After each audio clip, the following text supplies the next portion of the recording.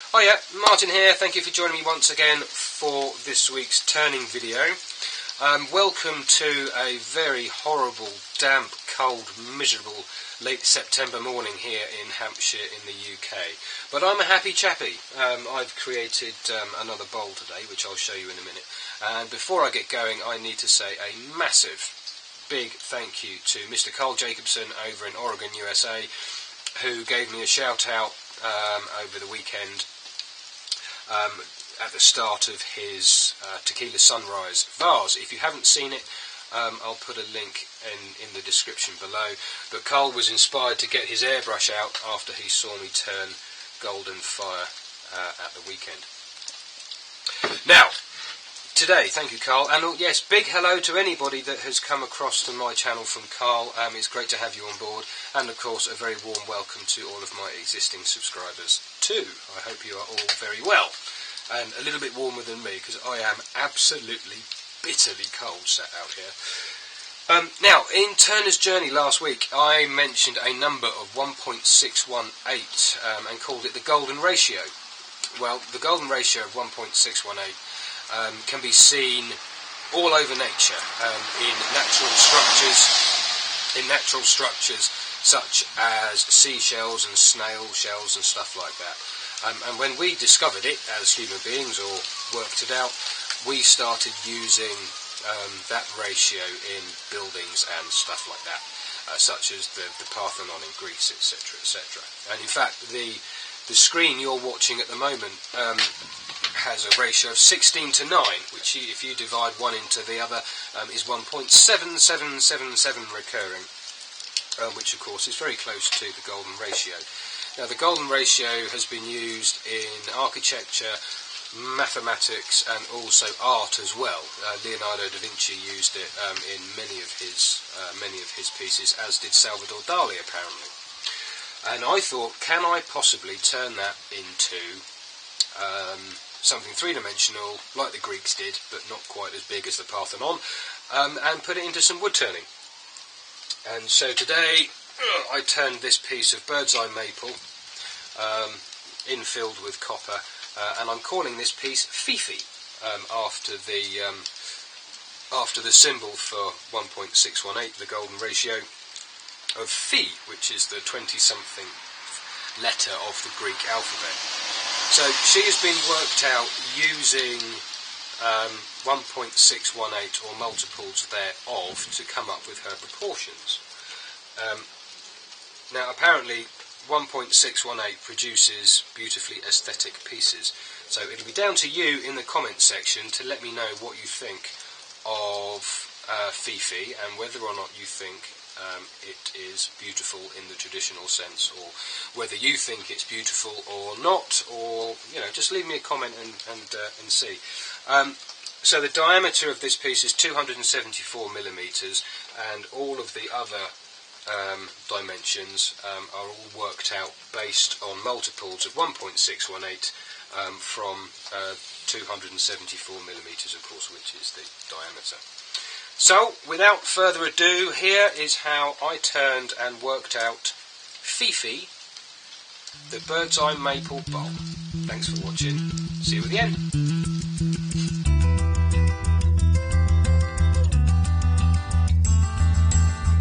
Oh yeah, I forgot to mention, I'll put some pictures up at the end of the piece with the dimensions and the equations and stuff like that. So stick around to the end and you can see how she was all worked out.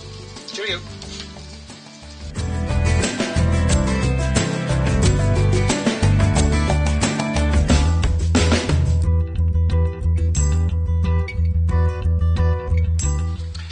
Now, I've rough turned this piece of bird's eye maple down already, and it is, let me see, it is 274 mil wide, which is about 10 3/4 inches.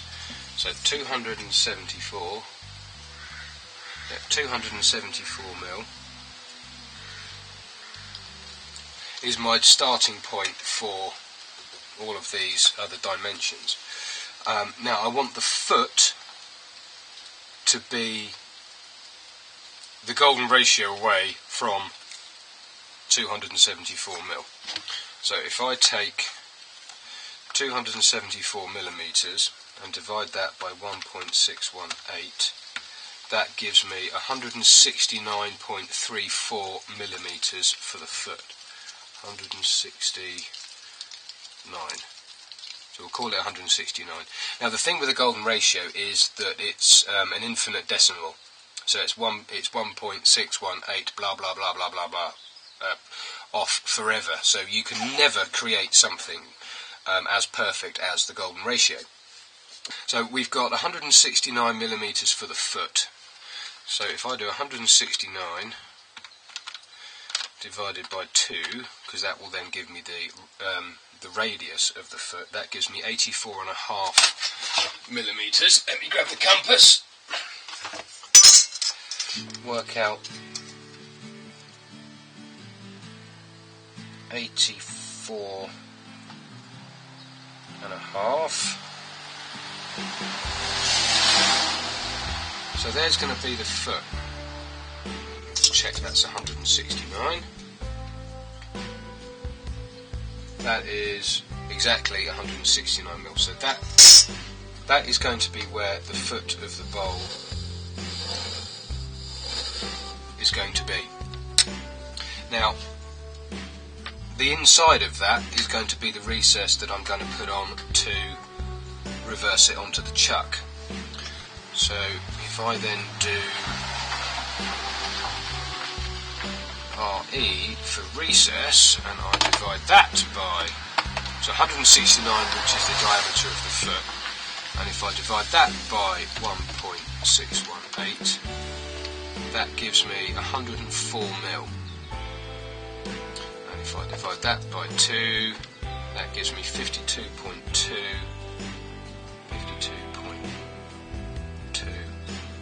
millimeters for the recess, or the radius of the recess. I'll have to call that 52 in a bit. But now I know that my chuck jaws won't extend out that far, so I'm going to divide that by 2, or divide 52.2, divide that by 1.618, which will give me 32.26. So that is now 32.26. 32. It'll have to be about 32.3. So that will have to go. Whoop. So the foot's going to be about there. The recess, rather, for the chuck is going to be about there.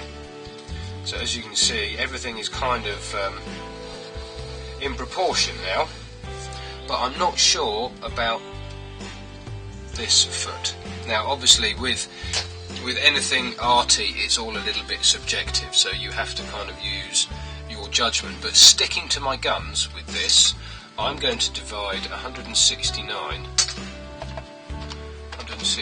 I'm going to divide that by 1.618, which will give me 104, divide that by 2, that gives me 52.2, which is going to be that line there actually, 52.2. Yeah, it's going to give me that line there. So I'm going to use this line. Oops. Going to use this line for the foot, which is twice the golden ratio, because it is all a little bit subjective, because I do like a smallish foot on my bowls and stuff. So I'm not going to worry about this one. So the golden ratio has been used twice to find the diameter of my foot, which is here, and then this is going to be the recess for the chuck. So from here to the rim, which is obviously up here, I'm going to create a nice curve. Oh, let me find that. I'm going to create a nice curve like I've done on this beach bowl, because I do like that nice shallow curve. I think. See, this is where it all gets a little bit complicated. Well, not really complicated, but it requires quite a lot of thought. Yeah, I'm going to go with that and see what happens. So I'll turn this down and I'll put the recess in the bottom, and then I'll come back to you when I've done that. I hope I haven't made a mistake with this. It suddenly got a little bit worrying. Let's see what happens. Okay, so I'm going to start by making a little mark there for the foot, and then start working my way round for the edge.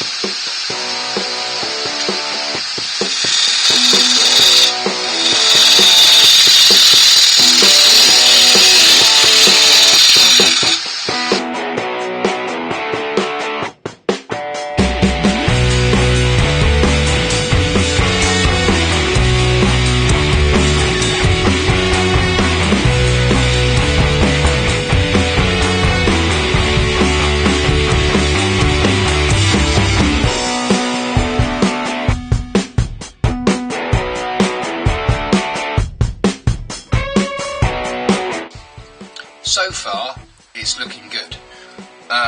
Although the foot may be a tad on the small side, I do think at the moment it was the right decision to make it smaller compared to the wider one.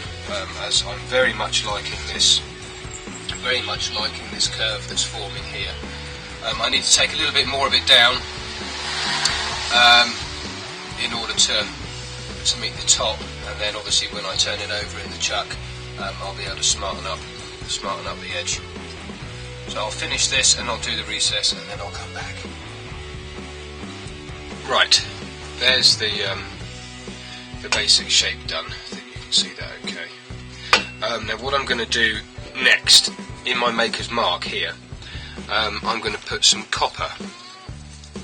I got hold of some sintered metals recently, just to try them out essentially, and I'm looking for a complementary but contrasting colour to go into the features of this bird's eye maple, because I figure if you're going to do something, you may as well do it properly, and if you're going to mess it up with some bizarre little mathematical number, then you may as well go the whole hog and put in a vast amount of effort only to discover you've actually messed it up. So right, there's the copper in there. So with that laid in, using thin CA glue, just give it a good soaking. When it goes back onto the lathe in a second, I'll sand it back and cut it back with a skew chisel.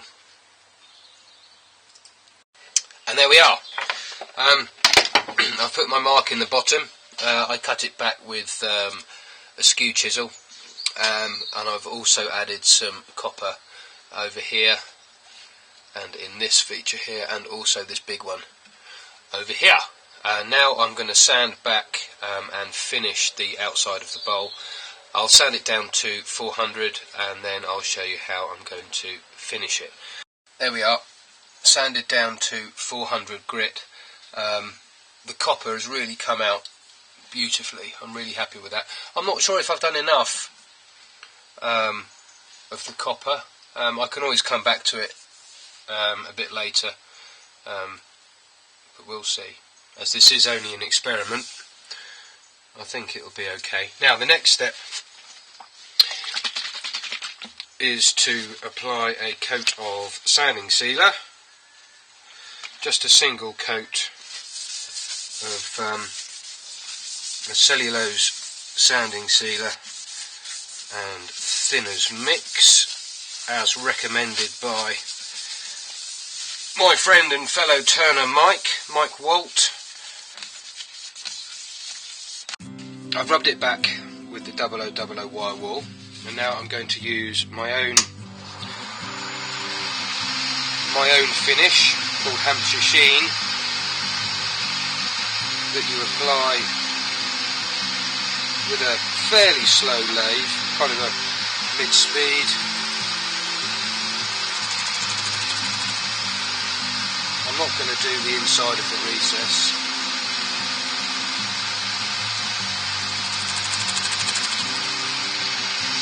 And then crank up the lathe speed.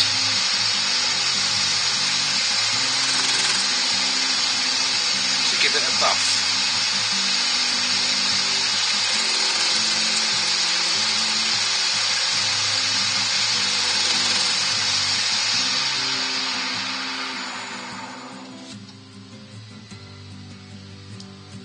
Like so. That's come up an absolute treat. I'm very pleased with that. Okay, right, reversed in the chuck. Now if you remember, our diameter is 274 millimetres, or about 10 3/4 inches, and I need to work out how wide I want the walls to be. So if I do 274, divide that by our magic number, that gives me 234.58 millimetres for the total width of the walls, but I need to divide that by 2 because there's essentially 2 walls. There's one this side, there's one that side. So divide that by 2, that gives me 117 mil, which puts the wall there, which is obviously far too close to the centre. So now if I divide that by 1.168, that gives me 100, and if I keep going back, that's twice, that's 85 mil, and we're just working on this side. 73, no, I still think that's going to be too big. Yeah, 54, no, I don't like that either. Let's divide that again, and again.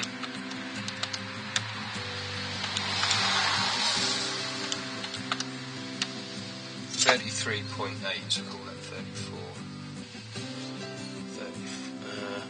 34. There. That is going to be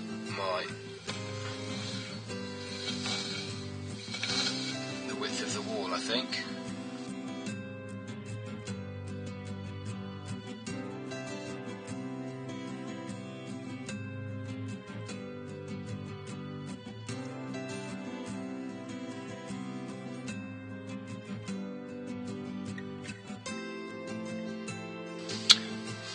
And there's the inside of the bowl hollowed out. I've given it a very quick sanding just to take away some tool marks, and also to show you the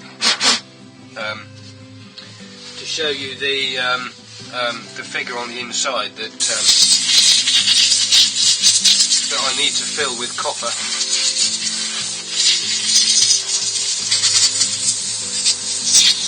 I will infill all that with copper, sand it back, and finish it, and then I will show you what it's like when it's absolutely finished.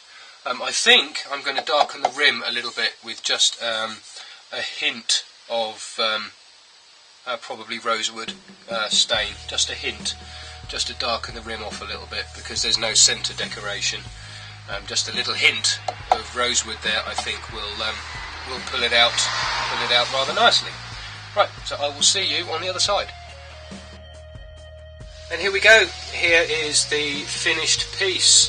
I finished the inside and the top with an acrylic sanding sealer because I used a spirit stain. If you use a cellulose sanding sealer on a spirit stain, it smears and it goes all horrible. So here is a piece that I am calling Fifi, because it's named after the golden ratio, which is Phi, which is 1.618. Now, I really like the shape of this bowl and its proportions. I think if I was to do it again in the same way, I would make the walls a little bit thinner, another couple of divisions of 1.618 to make it a little bit smaller. But overall, I'm very, very pleased with how Fifi has turned out. And as an experiment, I think she was quite successful. Please do let me know what you think of Fifi and her proportions in the comments below, and maybe we can have a little discussion about it over the next few days until we get to Turner's Journey this coming Friday. So if you have recently subscribed, thank you very much. If you haven't subscribed yet, then do hit that subscribe button. I publish at least one video a week. Excuse the cars. I publish at least one video a week, and at the moment I'm being really good and managing 2. Yeah, please do leave a comment as well, and I will see you on Friday for Turner's Journey. Thanks for watching. Bye for now.